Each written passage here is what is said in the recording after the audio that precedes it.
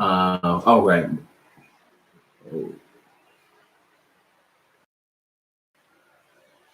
I think I'm gonna do what I have intended on doing in the first place, which is dealing with Israel, the bride of Christ. Hopefully, this connection remains stable, and so that I can do what I intended on doing from the jump. And that being said, I want to start off in Exodus, the 19th chapter. And pick it up here, because here we should understand that the Lord went into a covenant of marriage with his bride. And I want to pick it up in Exodus, the 19th chapter, because here is where this proposal is given.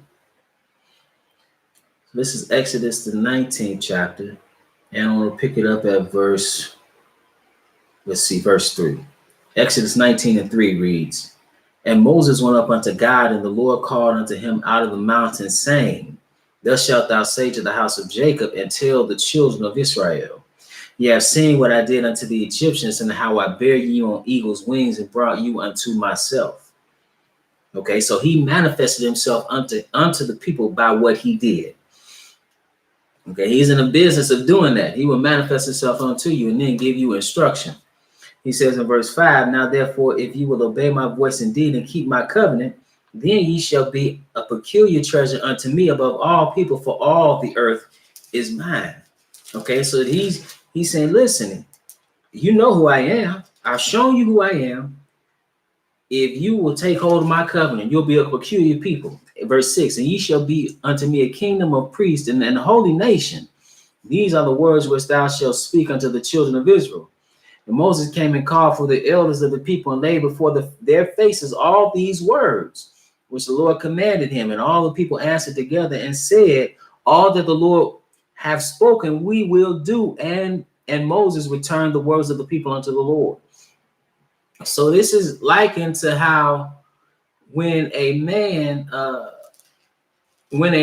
will propose, if you will, marriage to a woman. Okay, this is what happened here. Now, Exodus 24, because that was a proposal, but now they're going to come into the covenant. Exodus 24 and verse 1, it says, "And he said unto Moses, Come up unto the Lord, thou and Aaron, Nadab and Abihu, and 70 of the elders, and worship ye afar off." Okay, so he tells them to come up and worship. He says, Moses alone shall come up. Then he says in verse 3, "And Moses came and told the people all the words of the Lord and all the judgments, and all the people answered with one voice and said, All the words which the Lord has said will we do." So again, they said, they agreed. It's like when somebody's saying, "I do" in marriage. But then it says in verse 4, "And Moses wrote all the words of the Lord and rose up early in the morning and built an altar under the hill and 12 pillars according to the 12 tribes of Israel. And he sent young men of the children of Israel, which offered burnt offerings and sacrificed peace offerings of oxen unto the Lord. And Moses took half of the blood and put it in basins, and half of the blood he sprinkled on the altar. And he took the book of the covenant and read in the audience of the people and said, All that the Lord has said will we do and be obedient. Moses took the blood and sprinkled it on the people and said, Behold, the blood of the covenant, which the Lord had made with you concerning all these words. So they came up under the blood of the covenant. They are in a covenant, like marriage is a covenant. But this woman who was stiff-necked and hard-headed, hard-hearted, oppositionally defiant, obstinate, she refused to be obedient, even though she agreed to do so, and stepped out on her husband. How so? With some other gods. Because one of the commandments is have no other gods before me, right? So now, but what did she do? Let's see what the people did. This is Exodus, the 32nd chapter. Now, the covenant was made in Exodus 24. We're not even out of the book, Exodus. And let's see what happened. It says, and when the people saw that Moses delayed to come down out of the mount, the people gathered themselves together unto Aaron and said unto him, up, make us gods, which shall go before us. For as for this Moses, the man that brought us up out of the land of Egypt, we what or know not what has become of him. But it wasn't Moses that did that. He did it through the power of God. But Aaron, while Moses was gone, communing with God, went along with it. And they fashioned the golden calf. So it says, and he received, verse 4, he received them at their hand. Now he took the earrings, right, that they had. He said in verse 2, it says, and Aaron said unto them, break off the golden earrings which are in the ears of your wives, of your sons, and of your daughters, and bring them unto me. And all the people break off the golden earrings which were in their ears, and brought them unto Aaron. And he received them at their hand, and fashioned it with a graving tool, after he had made it a molten calf. And they said, these be thy gods, O Israel, which brought thee up out of the land of Egypt. Okay, so now they are engaged in spiritual adultery. Okay, they have stepped out on their husband. Okay, when they were married unto him. Now let's go to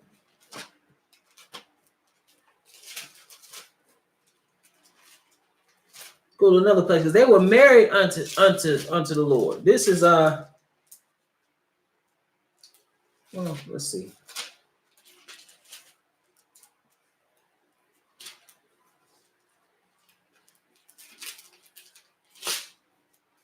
Let's pick it up and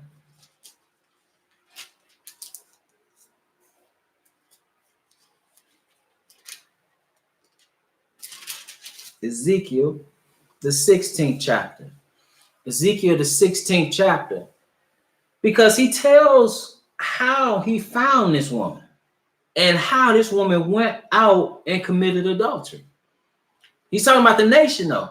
Ezekiel, the 16th chapter and verse 16. Ezekiel 16 and verse 1. It says, again, the word of the Lord came unto me, saying, Son of man, cause Jerusalem to know her abominations. In other words, tell this woman about herself. It says, and say, thus saith the Lord God unto Jerusalem, thy birth and thy nativity is of the land of Canaan. Thy father was an Amorite and thy mother an Hittite. What does he mean by that? He's talking about the land. If we read Deuteronomy 7, he's talking about the lands that they went in. Verse 1, when the Lord thy God shall bring thee into the land whither thou goest to possess it, and hath cast out many nations before thee, the Hittites and the Girgashites and the Amorites and the Canaanites and the Perizzites and the Hivites and the Jebusites, 7 nations greater and mightier than thou. So that's what he's talking about. That's what he means when he says thy birth and thy nativity is of the land of Canaan. That was the promised land. He said thy father was an Amorite and thy mother was an Hittite. In Hittite, that's not literal. That just means when you came into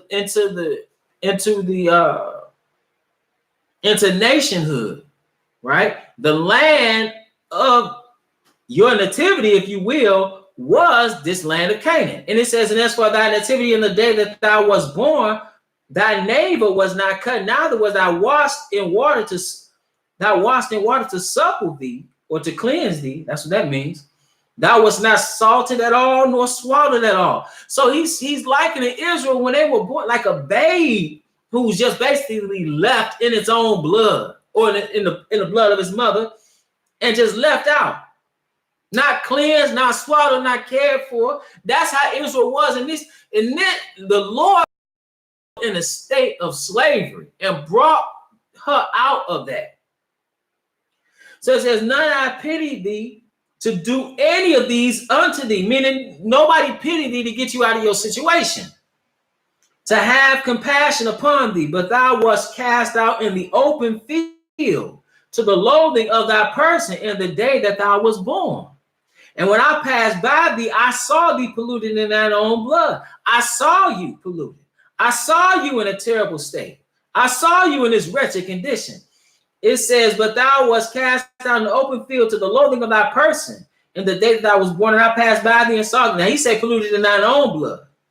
I said unto thee, when thou wast in thy blood, live. Yea, I said unto thee, when thou wast in thy blood, live. I have caused thee to multiply as the blood of the field. So now this woman is what she has now was given by God. It wasn't something that she did. Now I'm talking, when I say she again, I'm talking about the nation. So it says, I have caused thee to multiply as the blood of the field, and thou hast increased and waxen great, and thou art come to excellent ornaments. And now this woman starts to look good. It says, thy breasts are fashioned, and thy hair is grown, whereas thou wast naked and bare. See, that was Israel's condition. But then the Lord manifested himself unto this woman, went into a covenant, and he said, I'll make you a peculiar nation above all nations, if you would just obey me. He said, now when I passed by thee and looked upon thee, behold, thy time was the time of love, and I spread my skirt over thee and covered thy nakedness. Yea, I swear unto thee and entered into a covenant with thee, saith the Lord God, and thou becamest mine. Becamest mine how? Becamest mine in marriage. He says in verse 9, thou then washed I thee. He says, then washed I thee with water. Yea, I thoroughly washed away thy blood from thee and anointed thee with oil. He says, I clothed thee with the broidered work and shod thee with badger skin, and I girded thee about with fine linen and covered thee with silk. Okay, so hold on one second. He says, verse 11, I decked thee with the ornaments and put bracelets upon thy hands and a chain on thy neck, and I put a jewel on thy forehead. That means, talking about a nose. And earrings in thine ears and a beautiful crown upon thine head. Now, this woman is come to prominence now.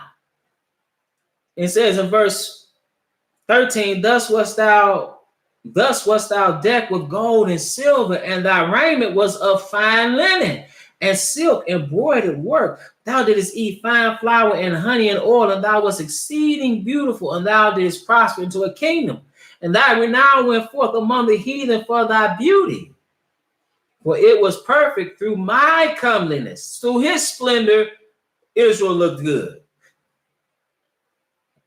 which I had put upon thee, said the Lord God. So what did this woman do? Was she faithful? Verse 15, but thou didst trust in thine own beauty. You thought you were beautiful because of something you did. And it said, and playedest the harlot because of thy renown, and pouredest out thy fornications on everyone that passed by, his it was. So what's he saying? You started dealing with these other gods. Not the true and living God. You start dealing with these false gods, committing adultery. And it says, and of thy garments thou didst take, and deckest thy high places with divers colors, and playedest the harlot upon the like things shall not come. And playedest the harlot thereupon. The like things shall not come, neither shall it be so. Meaning, so what was given to you by God, you decorated these other places with it, these false high places. It says, thou hast also taken thy fair jewels of my gold and of my silver, which I have given thee, and madest to thyself images of men, and didst commit whoredom with them. So the gold that he gave, you went and made falsehood with it, and took as thy broidered garments, or embroidered. That's what it means there. And coveredest them, and thou hast set mine oil and mine incense before them. So what the Lord gave, you would have set it before somebody else. It's just like a man taking care of a woman. He got in a mansion. She got a nice car. She living well. And she take that and give it to some, while he go to work, she got somebody else driving his Mercedes. So that's what the nation of Israel did. So this is what he said he was going to do. He says in verse 28, he says, thou hast played the whore also with the Assyrians, because thou wast unsatiable. Yea, thou hast played the harlot with them, and yet couldst not be satisfied. I mean, you couldn't get enough. You dealing with some of everybody. Thou hast moreover multiplied thy fornication in the land of Canaan unto Chaldea, and yet thou wast not satisfied there herewith. How weak is thine heart, saith the Lord God, seeing thou doest all these things, the work of an imperious, whorish woman. He's saying that's what you are. He says, in that thou buildest thine eminent place in the head of every way, and makest thine high place in every street, and hast not been as an harlot, in that thou scornest higher. Meaning you different. You are acting like a whore, but you don't want to be paid. You are more like this. He said, but as a wife that committed adultery would take strangers instead of her husbands. He said, they give gifts to all whores, but thou givest thy gifts to all thy lovers, and hirest them, that they may come unto thee on every side for thy whoredom. Okay? For your harlotry, they're going to come against you. And the contrary is in thee from other women in thy whoredoms, whereas none followeth thee to commit whoredoms, in that thou givest a reward, and no reward is given unto thee. Therefore thou art contrary. You different. Most whores will demand, they had a John pay. You paying the John. That's what you doing. That's what you're doing. So he says what's going to happen. He says in verse 36, he said, behold, therefore I will gather all thy lovers with whom thou hast taken pleasure, and all them thou hast loved, with all them that thou hast hated. I will even gather them round about against thee, and will discover thy nakedness unto them, that they may see all thy nakedness. And I will judge thee as women that break wedlock and shed blood are judged, and I will give thee blood and fury and jealousy. And when you look at what happened to the people, when you look at what happened to Israel as a people, rather, captivity. Why? Because of sin, because of this harlotry. See, when you turn your back on God, he will turn his back on you. And see, when I say two nations, it was one nation with two kingdoms. That's what happened. This is he gives a parable here in chapter 23 of Ezekiel. It says in verse 1, and the word of the Lord came unto me, saying, Son of man, there were two women, the daughters of one mother, and they committed whoredoms in Egypt. He said, that's harlots. They committed whoredoms in their youth. There were their breasts pressed, and there they bruised the teats of their virginity. And the names of them were Aholah, the elder, and Aholibah, her sister.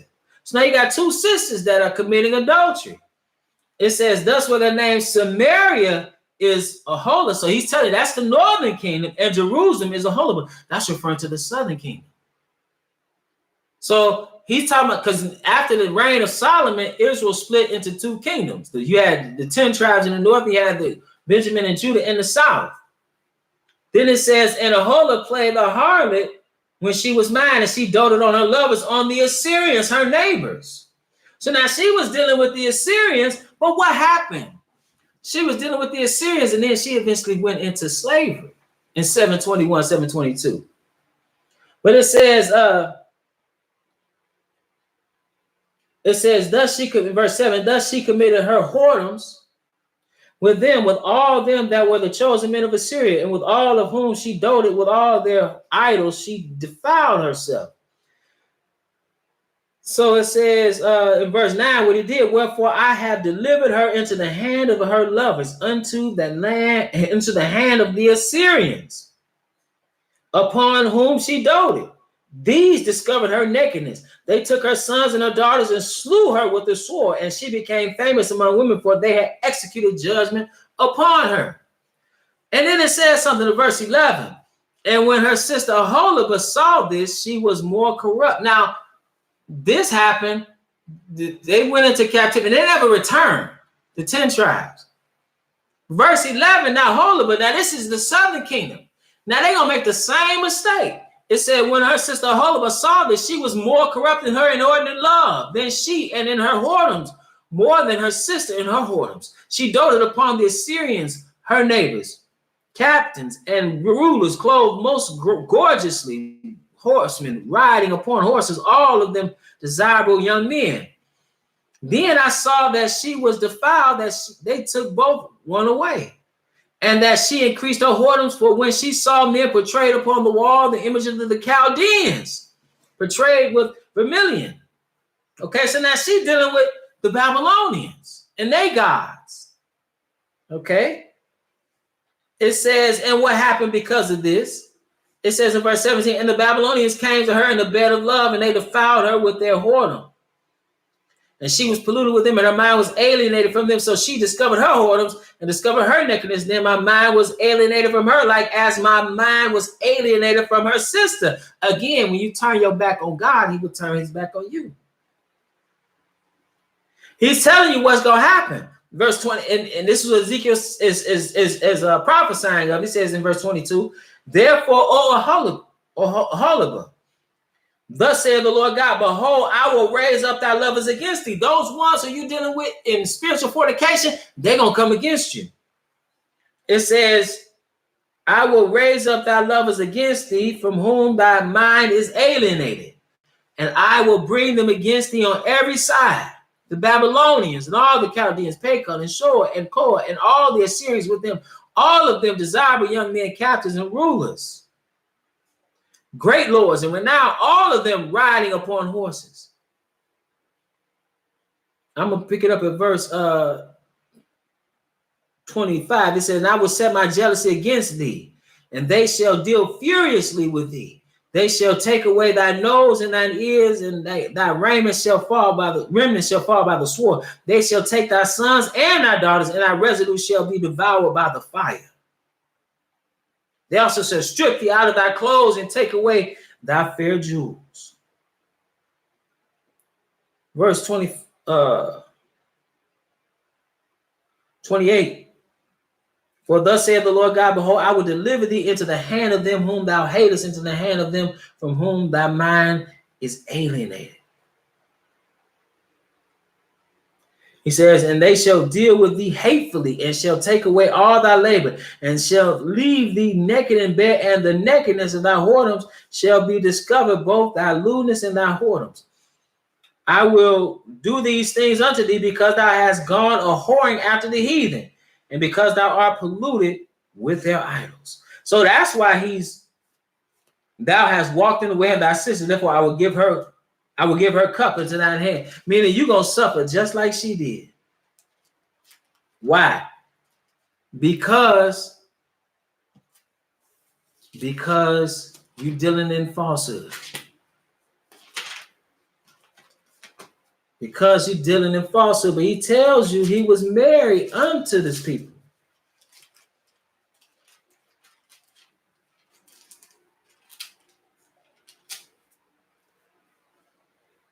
This is Isaiah the 50th chapter.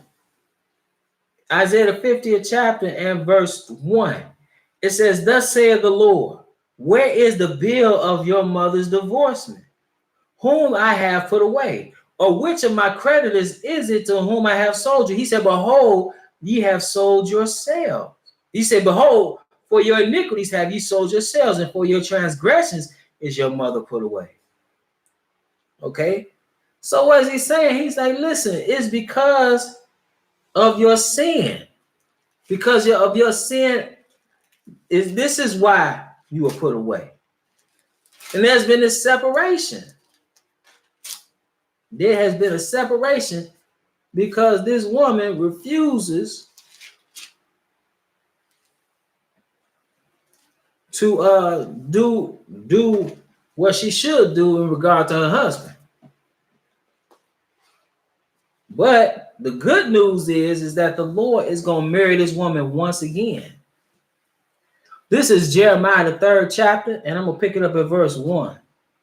It says in Jeremiah 3:1, they say, if a man put away his wife and she go from him and become another man's, shall he return unto her again? Shall not that land be greatly polluted? So now what that's talking about, you read that in Deuteronomy 24 chapter verses 1 through 4, where it's talking about if a man divorce his wife. If he write a bill of divorcement and put her out of his house and she go and marry another man, she can't come back to that man. If that other man, let's say he divorced her as well, put her out, he can't deal with her. He said, shall not that land be greatly polluted? But thou hast played the harlot. He's talking about Israel. He said, but you have played the harlot with many lovers. We will read about some of those lovers. And it says, yet return again to me, saith the Lord. So it's saying, even though you have played the harlot, you're going to return unto me. That's what's going to happen, brothers and sisters. So Israel is going to return back to her husband. Okay? That's what's going to happen. Give me 1 second.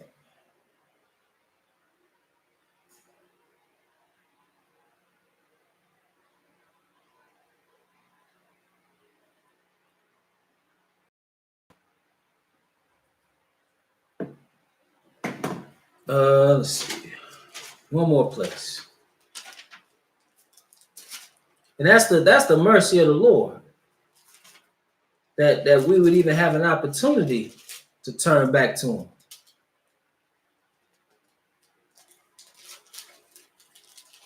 That is certainly the mercy of the Lord.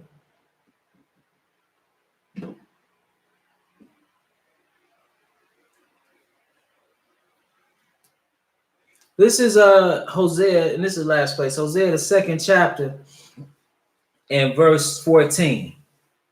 It says, therefore, behold, I will allure her and bring her into the wilderness. So now, when he returns, he's going to bring his church, his bride, back into the wilderness. And he said, and bring her into the wilderness and speak comfortably unto her. And I will give her of her vineyards from thence, and the valley of Achor for a door of hope. And she shall sing there as in the days of her youth, and as in the day when she came up out of the land of Egypt. And it shall be at that day, saith the Lord, that thou shalt call me Ishai.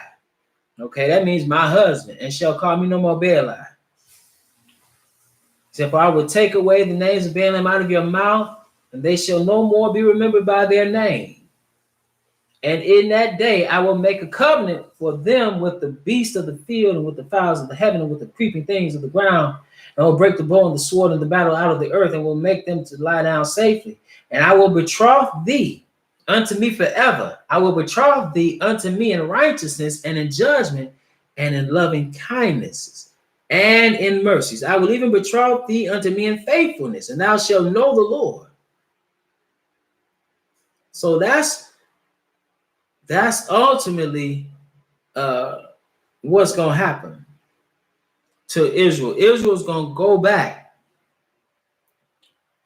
to her husband, who is none other than the Lord. And with that, brothers and sisters, I thank you for your time.